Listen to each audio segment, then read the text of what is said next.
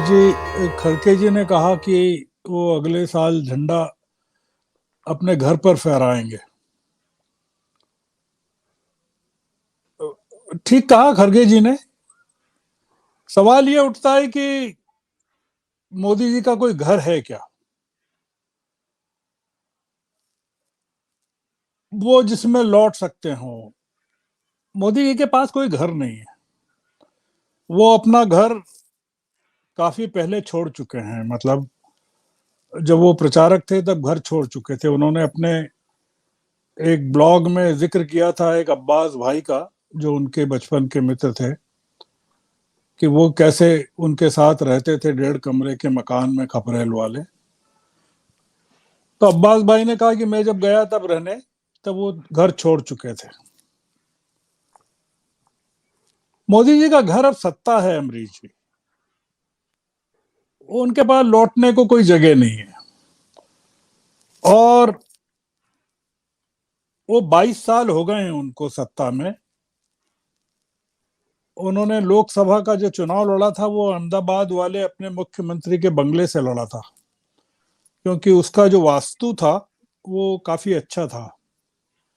जिसमें अभी रह रहे हैं उसका वास्तु खराब है, और नए संसद भवन का वास्तु भी गड़बड़ है। मोदी जी सत्ता में ही रहेंगे। देखिए, हम लोग बहुत बातें हैं, बिल्कुल ठीक है, करना भी चाहिए हमको।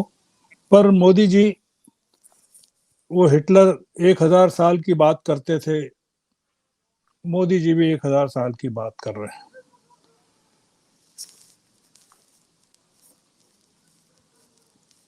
मोदी जी क्या करेंगे, सत्ता कैसे छोड़ सकते हैं।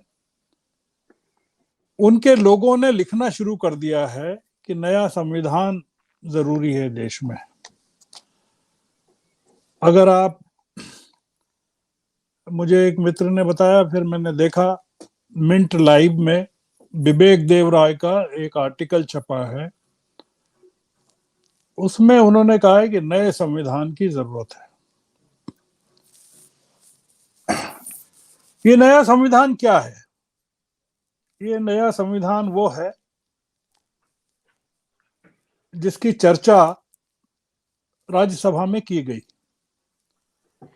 वो इस तरह से की गई कि जब दिल्ली के बिल पर, विधेयक पर बात हो रही थी, तब रंजन गोगोई ने कहा कि ये जो दिल्ली का बिल है, ये संविधान के बुनियादी ढांचे से, इसका कोई बुनियादी ढांचे पर इसका कोई अतिक्रमण नहीं होता है। ये इलेक्शन कमीशन को लेकर जो पूरे परिवर्तन हो रहे हैं, ये क्या है? आप चीफ जस्टिस को हटा देते हैं उस कमेटी से जो चीफ इलेक्शन कमिश्नर को नियुक्त करने के लिए सुप्रीम कोर्ट ने सजेस्ट की थी।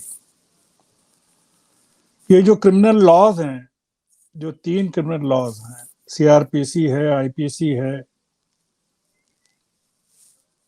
सेडिशन लॉ है, आप देखिए कि पूरा का पूरा मूलभूत अधिकार जो है, फंडामेंटल राइट्स, वो खत्म कर दिए गए इन कानूनों के जरिए। ये फंडामेंटल राइट जो हैं संविधान में दिए गए। तो जब प्रधानमंत्री लाल किले से ये कहते हैं कि मैं सपना भी आपके लिए देखता हूं और पसीना भी आपके लिए बहाता हूं, और अपने 90 मिनट के भाषण में 50 बार मेरे प्रियजन, मेरे प्रिय परिवारजन बोलते हैं, हमको समझ लेना चाहिए कि ये जो लड़ाई है उतनी आसान नहीं है जितनी आसानी से खरगे जी ने कह दिया कि अगले साल झंडा फहराएंगे। अगले साल झंडा फहराने वाले लोग अलग होते हैं। वो अटल बिहारी वाजपेयी होते हैं, मनमोहन सिंह होते हैं, इंदिरा गांधी होती हैं, सोनिया गांधी होती हैं। जो लोग पराजय को स्वीकार करते हैं और जिनकी लोकतंत्र में आस्था है। जो व्यक्ति इतने आत्मविश्वास के साथ लाल किले की प्राचीर से झूठ बोल सकता हो?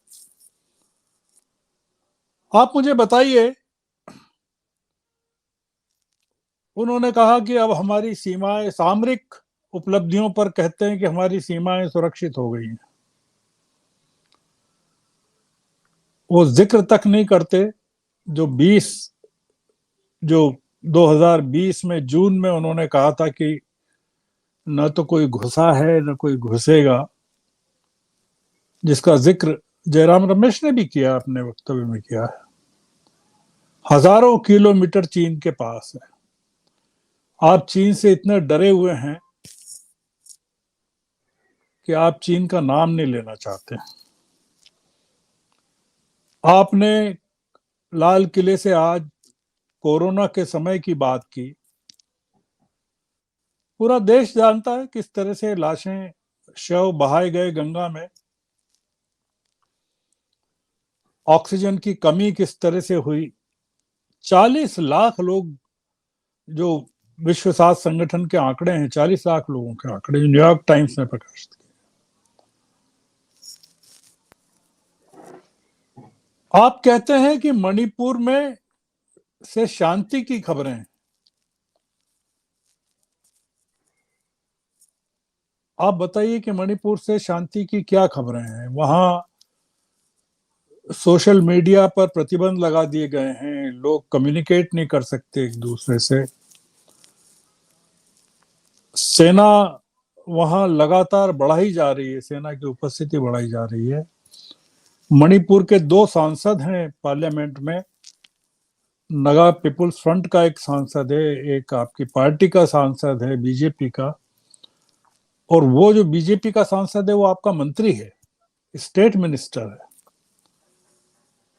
आप उनको दोनों को बोलने नहीं देते हैं। उन्होंने कहा है कि हम बोलना चाहते थे पार्लियामेंट में अविश्वास प्रस्ताव के दौरान। हमको प्रधानमंत्री के भाषण को और सीरियसली सोचना चाहिए कि ये क्या कर सकते हैं। ये इन्होंने क्या कहा पर नहीं, उन्होंने कहा उस पर तो बहुत चर्चाएं हो रही हैं, होंगी। चर्चा ये होनी चाहिए कि वो क्या कर सकते हैं, कहां तक जा सकते हैं,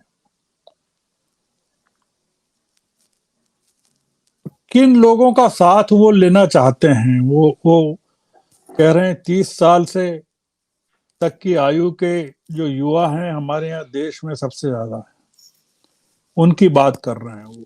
वो महिलाओं की बात कर रहे हैं आज।